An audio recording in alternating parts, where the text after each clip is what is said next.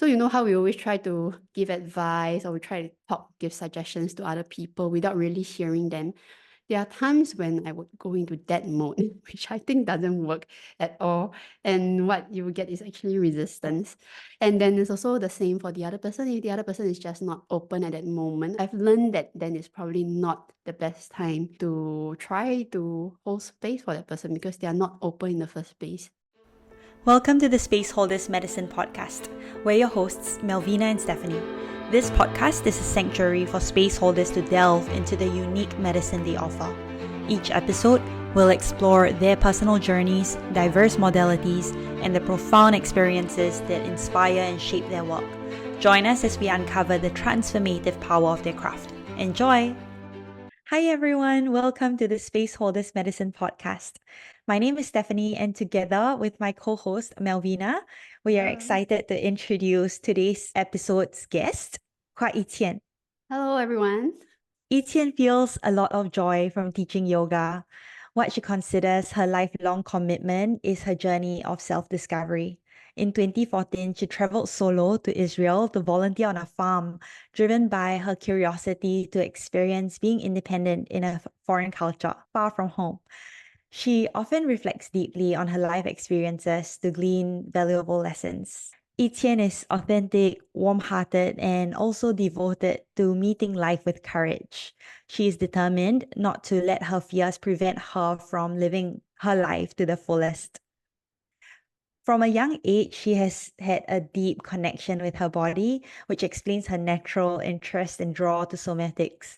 She prioritizes self-care, listening to her body's needs, and also enjoys guiding others to do the same. Currently, Qian is focused on tuning into the natural rhythms of life and not being hurried by external pressures. Her practices like Ashtanga yoga has supported this by serving as a form of moving meditation. Also, she's currently exploring the ancient practice of Qigong. Mm. So I wonder, Qian, what for you is does the concept of holding space mean to you personally, and how do you integrate it to teaching your students in the yoga classroom, in the yoga studio? Okay, so for me, the concept of space holding actually means attunement, being attuned to the other person. And being attuned actually means to be present, at least for me, to be present, to put aside all the external distractions and just be fully paying attention to that person. So if I were to put it in a teaching context, in a group of students, right, I would make sure that I pay attention to all the students, being alert to their needs, like what do they need at the moment. So different people have different needs. Do they need encouragement? Do they need support? And then I would be attuned, and then I would offer that sort of support that they need in that moment. Thank you so much for sharing that, Qian. Yeah. That's really cool. Then I'm wondering, can you share with us how you got here, how you got into this space, and just simply share with us your journey into space holding and what inspired you to pursue this path? Mm. So, okay, I would like to begin that when I first started, I never understood what is space holding. In fact, it felt very challenging to me. So I would even say I was resistant to the idea of space holding because it felt like a technique at that moment in time. So I read up a lot on it and I also spoke to people about it, but I just couldn't get it. You know, holding space felt too confronting for me at times. And in conversations with people, sometimes I felt I couldn't even sit through the conversations like authentically. Yeah. And how I actually got here was, of course, my own discovery into space holding as well. And I would say that began in 2022. Yeah, because around mid 2022, I went through a series of events that actually left me feeling really, really unsafe inside. And during that period, you know, especially I also had COVID at that period, I had to isolate myself physically. And it was during this period of isolation in the room by myself when I really found that it's only me who can support myself through this period. and how do I hold space for myself through this period. So I was doing a lot of practices in my room. For example, I was like trying to breathe space into my lungs because COVID affects the lungs. So I was just thinking like, oh, my lungs are being constricted and I need to breathe deeply than before to create that space. And in doing so, I felt as I created space in my body, it actually helped to ground me. And from there, actually, I started to recover a lot faster. And whatever I was going through at that time that left me sometimes emotionally affected, I also found, together with my breath, my physical body, this emotional plane was also starting to shift and be able to regulate myself back to a balance. So it was from there that I started to actually relook at this concept of space holding. So to me, the word that comes to mind is actually to create space or spaciousness. And this is what I hold true to even until today when I hold space for others. So it's not so much about the concept of space holding anymore or like some sort of a technique. It's not that. It's just this presence or this truth about spaciousness and just creating space in myself in order to hold that for others. I love that so much, and it's so important. And I remember how valuable spaciousness has been for you through your journey. I wonder if you could share a bit more about what does spaciousness look like for you now in your day-to-day life. So of course in life we still go through things which would make us feel like we are being thrown off balance sometimes, and I'll feel unsettled by things, of course. So it's this reminder to keep coming back into spaciousness, and how I try to do that is to turn back into my regular practices of self-care, prioritizing self-care. So also things like doing breathing practices. So even very short practices, but making sure I do it regularly to create space in my body, because I believe in the whole mind-body connection. We are one whole holistic being. And so when you do things that actually affect the physical body, it would also affect you on the emotional and mental planes as well. So breathing practices, yoga, for example, I do Ashtanga yoga, like a form of moving meditation, as I mentioned earlier. So as I move through the poses, actually, it's also a reminder to be present in the moment. Yeah, and some other things I would do is also when I'm with other people, also I just try to be present as much as possible with them, like putting aside all the distractions to make sure that I hear what they are saying.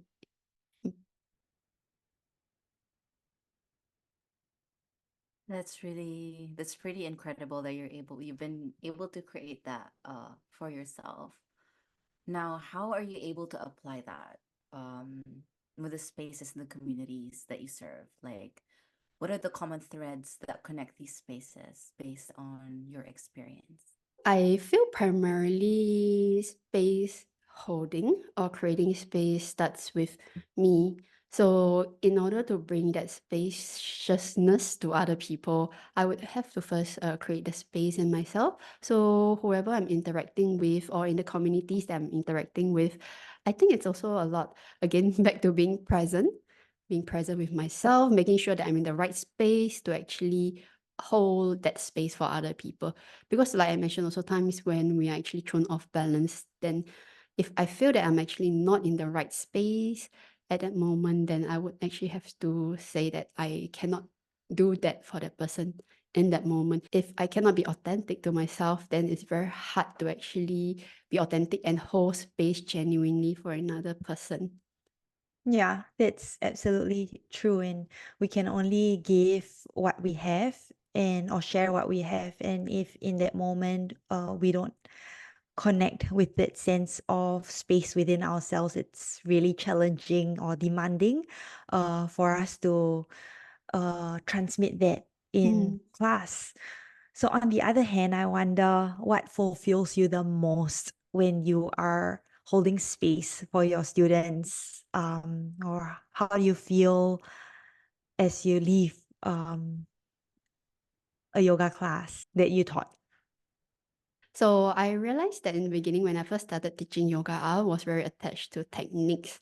And when I'm in my head trying to think about the next step or the next post, I get lost and I get pulled away from the present moment.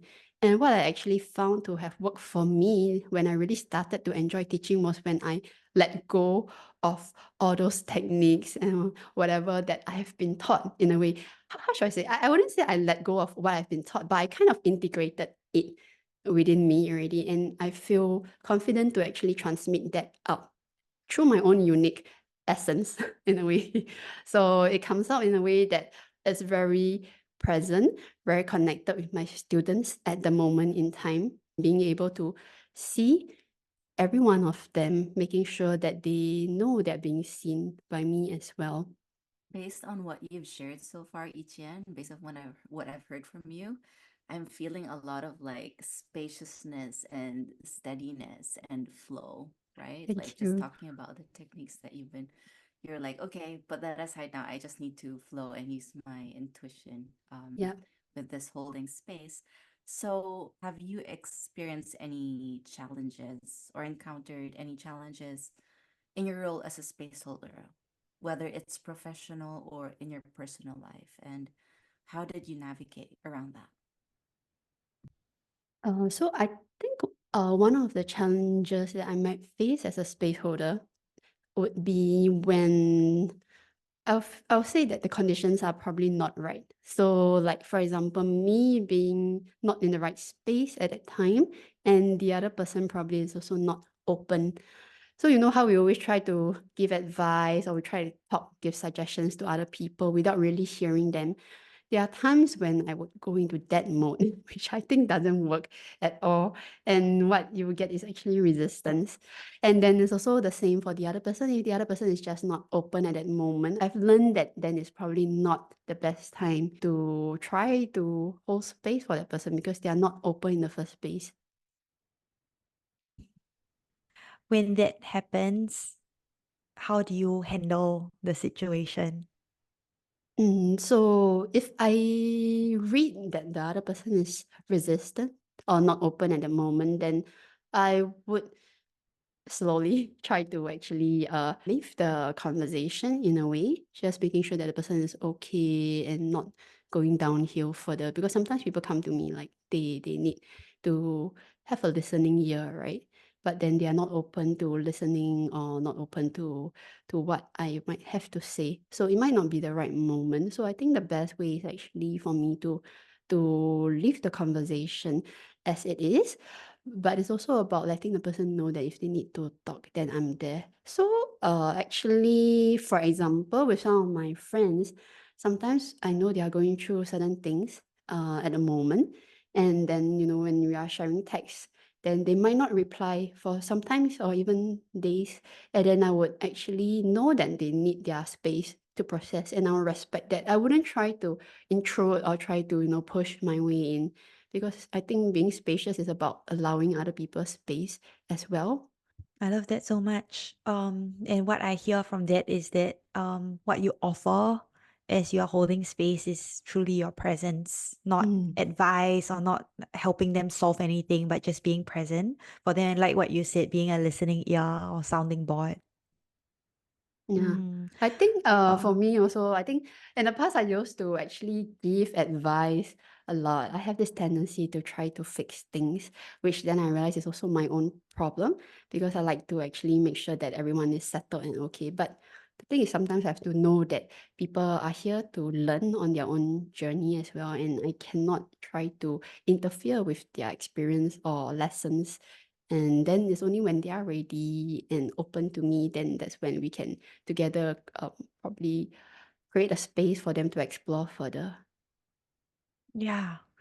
One of the most profound moments when I was learning somatics and learning to be a space holder through embodied flow yoga teacher training was when we did this exercise, like partner exercise, whereby we looked into our partner's eyes and there were two energies that we are meant to transmit. And the first one was looking into their eyes, sending the message of I can fix you, and then like receiving, like having the other person feedback to us, how does that feel for them, just we're not even saying anything. We're just sending that transmission. I can fix you. I will fix you. I will heal you.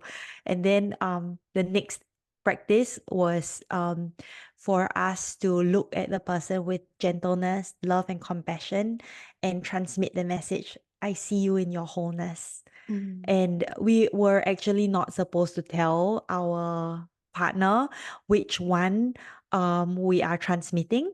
And later, when we got the feedback, it was just incredible because when the partner received the message of I can fix you, how they felt was like small, they felt recoiled, they felt defensive, or they felt helpless.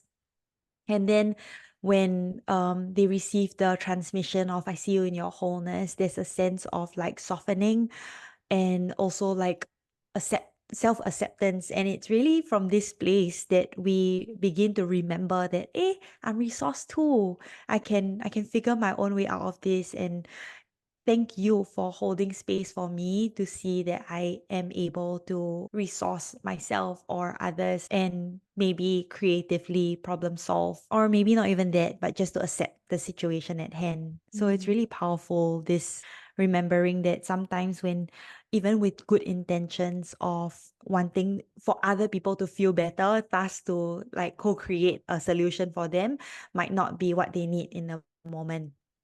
Yeah, correct, precisely. I think especially when you talk about the second part, I think that is like the emotional validation, which actually that's what people actually want from us. They don't want to be fixed, like you said, because to make them feel like they are being fixed, they feel like there's already something wrong with them, which adds on to how they're already feeling about themselves. Exactly. So it brings me to our next question, which is about vulnerability. Mm, In the spaces that you hold, whether it's for yourself, for your friends, or for your students in the yoga studio, what role do you feel vulnerability plays in effective space holding? And if there are any examples of how you might have to balance vulnerability or authenticity with professionalism. When you talk about vulnerability, actually, I'm just thinking about how usually space holding means to me. So it's not even like formally space holding, but just being present with another person. Like recently, I was having a conversation with a friend, and when I was attuned to her, what I felt was like I was encompassing her in this safe bubble. It's like the safe bubble where we both see each other, we both feel seen, and we both hear each other. And it's safe enough to be vulnerable, to open up to whatever that we have been affected by in the past. And we know we're not going to be judged when we talk about it. It started actually with me. So because we were having a conversation and I was talking about how as a kid I felt like I I was always watching my siblings, my younger siblings from afar, watching them play and whatever. Whereas me, the eldest, I had to be responsible, to be studying in my room, doing my homework. And I felt very excluded since then. It has always been affecting me, but the realization only came recently. And as I was sharing this about her, she also started to share about how she felt similarly when she was younger, because she's been a very smart student and the teacher's pet. And because of that, she always felt like she couldn't really connect to her friends. And even in a group of friends, even though they look like they're getting along, she always felt like she is the odd one out. I felt as I opened up and shared vulnerably about myself, it also opened her up to share the same experience. And because of that, I think in that moment we felt a very deep sense of intimacy and connection. I think vulnerability is really important. You cannot stand from a place where you are like, I'm strong, I'm better than you, and try to connect to another person, because that would make again create a gap or distance from the other person, and there's just no way that the person would want to open up to you and share more. Wow, yeah, that's a very, very powerful realization, Etienne. I feel that when we're trying to act strong, we're just trying to fix ourselves also. Like just having that mindset, we're not really able to hold space for ourselves steadily, because we're trying to fill that space with fixing, fixing, fixing, right? And like you said, it creates some kind of barrier between yourself and, the people around you or Yes. another person. Thank you so much for sharing that.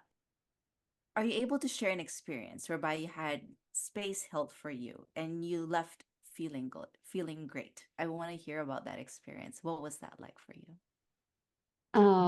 So I think I most often feel like space is being held for me when I have my sessions with Stephanie. So yeah, because Stephanie is my somatic therapist, and I think also the episode I had in 2022, I started to pick myself up from there with her support, because that was when I started my first session with her, and I really felt like I was seen, and I felt like I was being cocooned in her safe arms in a way. Yeah, and that really made me feel like for the first time in my life, whatever I have been feeling, all the fears, anxiety, worries were being validated.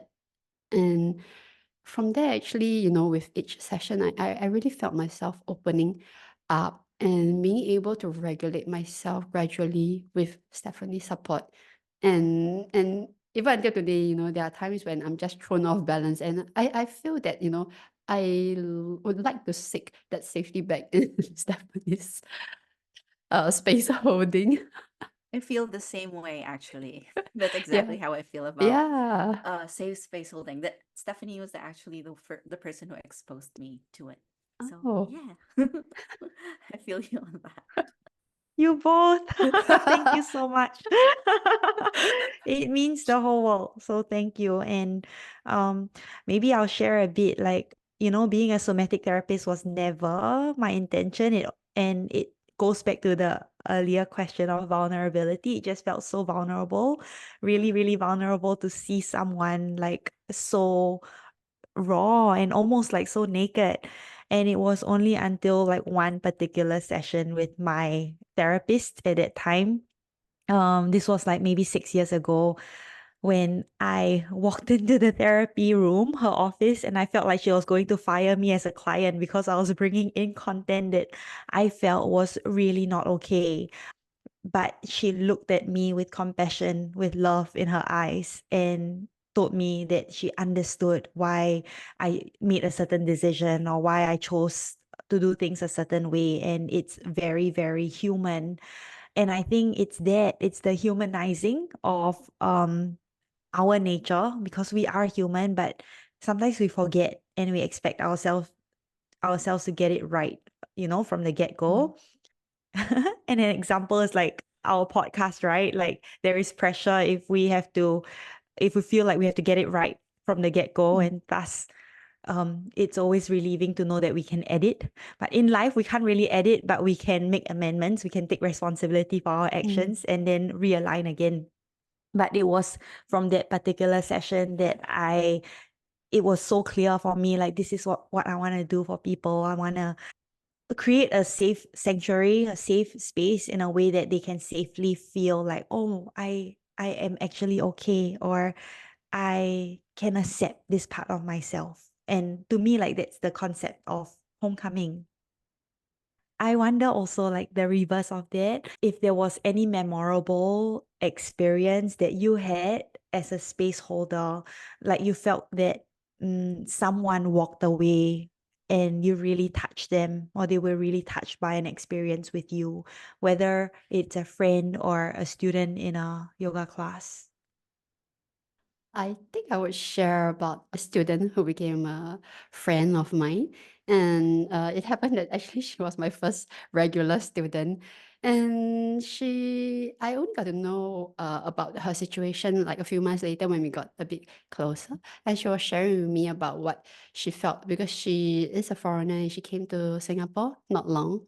And she felt like coming for the yoga class was like an anchor of safety for her during a time of transition. And she felt very challenged by what she was going through. But through yoga and me holding space for her in class, she felt like a sense of safety there. And from there, we gradually built up a friendship also as well. And that is something that even until today, I feel like space holding is really important because it actually removes the barriers of connection between people. It removes distance between people and allow people to connect on a deeper and more intimate level, not just superficial interactions, and we just go about our daily lives and nothing really matters after that interaction, but something that after that we feel sourced by that interaction and feel like we can actually go ahead and do more things in life.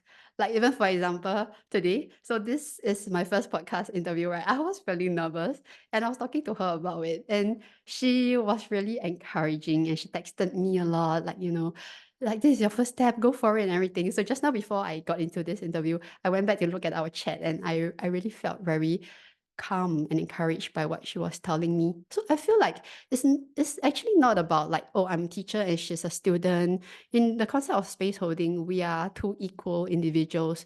We both have our vulnerable moments. And so it's during times like this that we turn upon each other and rely upon each other for support.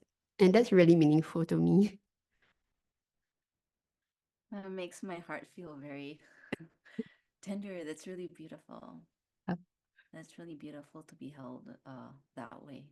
Are you able to share any practices, rituals, or techniques that you apply to yourself or that you find helpful in creating and maintaining a sacred space, whether it's physical or like energetic, that also helps you with space holding? For me, actually, I moved out of home last year and I rented a small space. And I really made sure that I did up the whole space in a manner that makes me feel safe. And so everything is like a representation of me, authentically me. Yeah. And I even named this space Spacious Sanctuary. Yeah, because this is what it means to me. So that's the physical aspect of that, knowing that I have a safe physical space to come into. And then in terms of my practices, what I do in the morning, I try to meditate. Okay. And I'll be honest that meditation is not easy for me. It's really hard. But I would try to sit through and just make sure that I do a bit of it every day. And at night before I sleep, I will do breathing practices. Again, the idea of creating space in my body. And it really helps me actually sleep quite deeply at night. And other things that I do, so these are more like the self-regulation practices, right? And then there are also things where I would do with others. So when I connect with people that I really care about, I think that really matters a lot to me because in the past I used to isolate myself a lot. I don't see myself being a part of a group or a community. But through my whole self-learning and space holding experience, I actually felt that relationships with other people really matter to me and they help me grow a lot. And now I do spend a lot more time with people around me who see me, who hear me, and with whom I can have really meaningful conversations with. But even simple things like, for example, my 3-year-old niece, so she can't really have a deep, meaningful conversation with me as yet. But I think just the pure physical presence, of her and me together, me just paying attention to what she says, she looking at me in the eyes, I think that is already good enough, meaningful enough for me. So these are the things that I regularly engage into to hold space. Sounds like pure presence, like your connection with your 3-year-old niece. Yeah. Yeah, if you could go back in time and maybe offer yourself guiding wisdom or advice before you taught your first yoga class, what might you say to your younger self? Hmm. So before I taught my first yoga class, again, I was very nervous, right? I had all the things that I've been taught in my head, but I still felt very nervous. And I think I would just tell myself that I can trust myself now. I can trust myself. Everything that I've been taught is already there. And now going forward is just me embodying the essence of who I authentically am and bring that out into my class. Not so much about the techniques. Of course, the techniques in the beginning, they do matter, but eventually it's about letting go of the techniques and just being who I am as a teacher. Because I believe every teacher brings a different or unique presence or essence onto the mat, into the classroom. So who am I? I think that is what I'm trying to bring into the classroom. So, based on your journey, Etienne, based on the journey that you've experienced personally and professionally, what are some wishes or dreams that you have for the landscape of space holding? These days, especially a lot of people simply don't have space in their life. They are filling up a lot of things in their life, like filling up their life with a lot of things, and just to make sure that they feel productive or like something is being done. But what I actually learned from this whole experience is that when you create space, then that's when meaningful things come into your life.